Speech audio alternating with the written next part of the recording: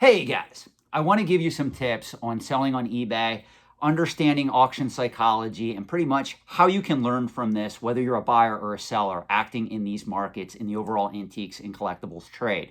So most people probably don't realize this, but when you study economics, there is, believe it or not, a subsection of economics and possibly finance that talks about auction psychology. And this is something that you, whether you're a buyer or a seller, you can benefit from a lot of these talking points that occur in this subset of economics that goes into detail on this. I just want to give you some few tips that are going to benefit you. Again, whether you're a buyer or a seller in any of these markets, we're dealing with collectibles where there's an emotional attachment, or even historic antiques, artifacts, artwork, whatever it is. If it is an item that is sold on a secondary market and it is of a collectible nature, you can benefit from these tips. So the first tip that I do want to give you, let's define auction psychology.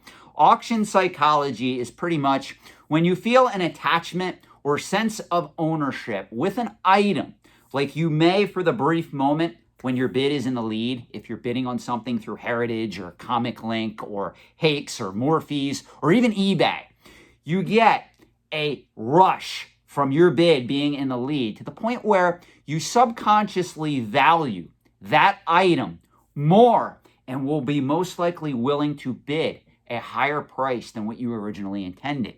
So all is what I'm saying here is there's kind of an endowment effect. If you don't know what an endowment effect is, it basically theorizes that people will assign more value to an item that they own purely because they own it. Well, when you're in the heat of bidding on an item, believe it or not, if you're one of those people out there that puts in an early bid, you are most likely under the endowment effect where you are already thinking you're going to own that particular item. And when that hammer comes down, you're going to get your last bid in there, you're going to snipe it, and you're going to pay whatever you need to own that item. That's why if you are a bidder on a lot of these auction platforms, whether it's Comic Link, whether it's Heritage, whether it's eBay, whether it's Morphe's, let me give you a big tip here from a professional in the antiques and collectibles trade.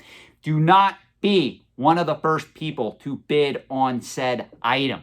As a matter of fact, I often tell people, if you are bidding in any type of major sale, whether it's Heritage, signature sales that are dealing with comic books, rare coins, currency, whatever it is, you are better off not bidding on any of the items you are interested in, setting up a watch list, waiting for the bidding to go live, and at the last minute, that's when you strike and you put your bid in.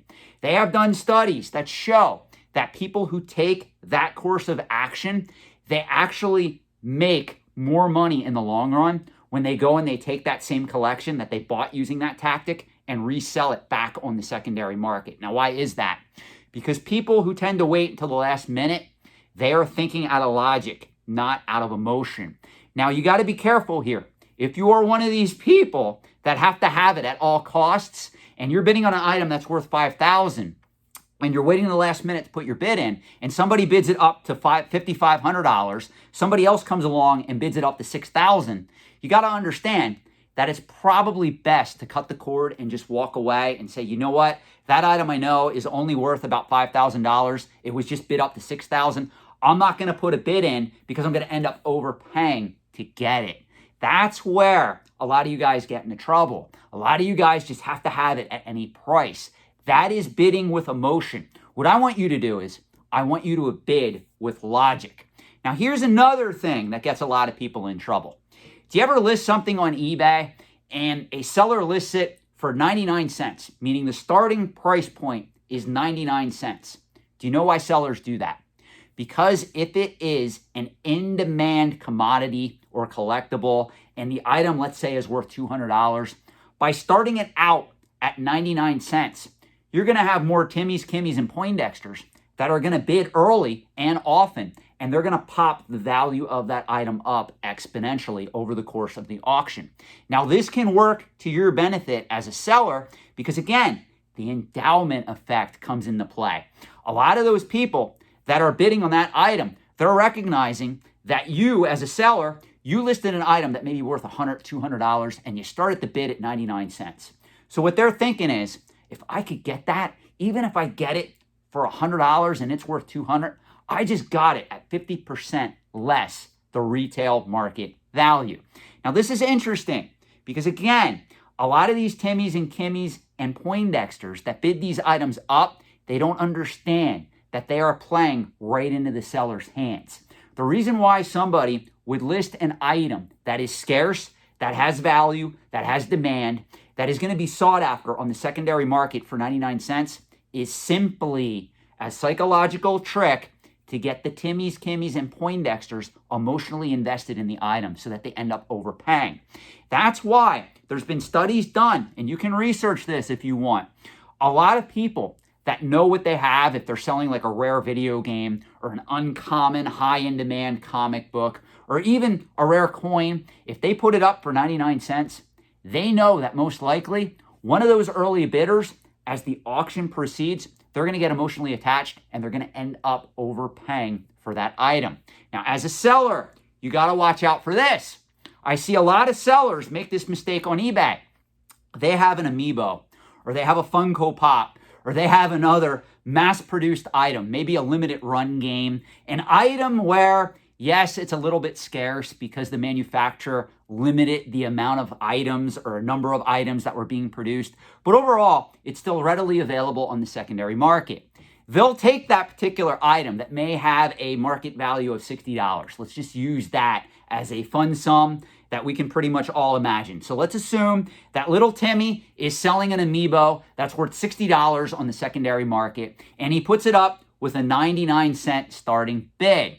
Well, somebody else comes along and says, hey, I have that same amiibo. I'm going to put mine up for bid. Somebody else comes along and says, you know what? I have that same amiibo too. I'm just going to list my amiibo for $59.99 on a buy it now. What could happen, because that item is not truly scarce and or quote unquote rare, Timmy could end up selling his $60 amiibo for $30 simply because he listed it with a 99-cent starting bid. If you are going to use a 99-cent starting price, your item should be scarce and or uncommon on the secondary market, guys. I see a lot of people make this mistake, and I see a lot of people profit from it. Because now somebody could come along, if that Timmy that lists that amiibo for 99 cents, if he's offering free shipping, and that amiibo is technically has a market value of $60, and it goes for like 32 bucks with free shipping, somebody could easily buy that. They can get it sent to them. They could flip it on eBay with a buy it now for $59.99. And yeah, they're not going to make a lot of money, but there's still money. There's still juice in that proverbial berry, if you get the pun. Meaning you can still flip that item again, making up for the mistake that the original Timmy made by listing it with a 99-cent auction price. So you really have to know your market if you're going to list something for 99 cents. This is very important.